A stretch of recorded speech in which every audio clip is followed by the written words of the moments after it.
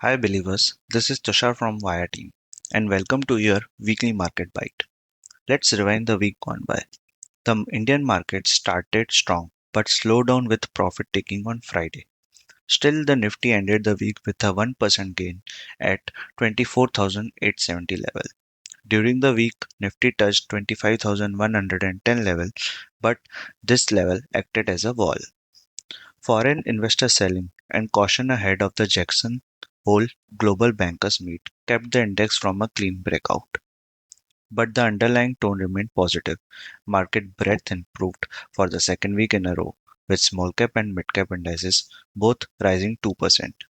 Equity benchmarks extended gain for the second straight week, driven by optimism on GST reforms, progress on the Russia-Ukraine ceasefire, and S&P's outlook upgrade for India. Sector-wise, the story was mixed. Pharma and media stood out as winners, holding strong even as the market cooled. On the other hand, banks, metal, IT, FMCG, and oil and gas slipped between 0.5% and 1%. Autos, realty, and FMCG did well, while PSU banks lagged. What this rally shows is not weakness, it's simply consolidation, with money rotating into select pockets. Technically, the setup has turned healthier.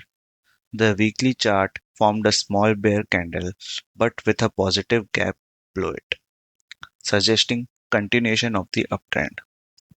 Even more importantly, after 6 weeks of decline, the market created a breakaway gap, signaling a change of guard. Bulls have taken back control, with higher highs and higher lows formation. And breadth improving, we expect Nifty to head towards 25,400 in September. In the near term, resistance is between 25,100 and 25,150. A breakout above this range could take the index to 25,300 and even 25,360 levels. On the downside, support rests at 24,800 with a stronger cushion between 24,700 level and 24,500, a zone the index has defended for months.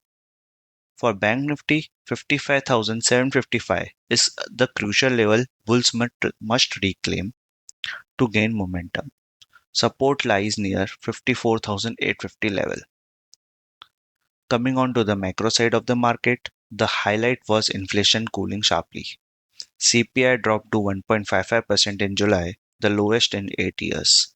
With food inflation turning negative, wholesale inflation also stayed in mild deflation, giving the RBI plenty of comfort. The rupee held steady around 87.3 level to the dollar, while the 10-year bond yield inched up to 6.55%, showing some nervousness. Crude oil rose about 3%, and that remains a risk factor. It can impact inflation and margins of the oil companies. The Q1 earnings season wrapped up with flat growth YoY and decline Q on Q. But several sectors showed resilience, including solar, agrochemicals, wire and cables, diagnostic and CDMO, wealth management, jewelry, and hospitals. Now let's talk about the week ahead. It's going to be a data heavy and eventful week.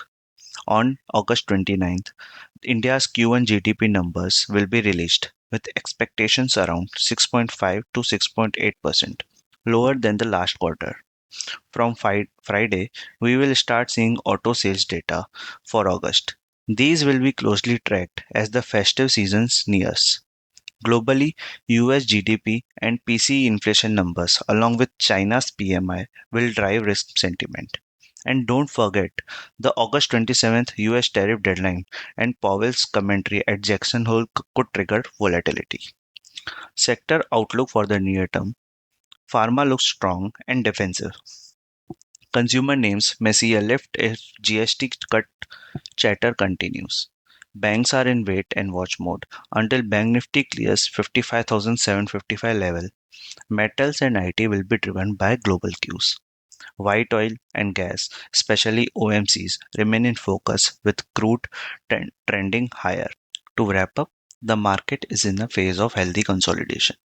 Nifty's near-term range is 24,650 to 25,150 levels, but fundamentally the index is absorbing negative news, tariff concerns, geopolitics, and FII selling, while continue to defend the 24,500 mark. That builds a strong base for the next leg of higher rally. So, while the truncated week may see some volatility, it's also an opportunity to buy on dips to accumulate quality stocks with strong earnings, especially those tied to GST reforms and festive demand. That's it for this week. Wish you a profitable week ahead.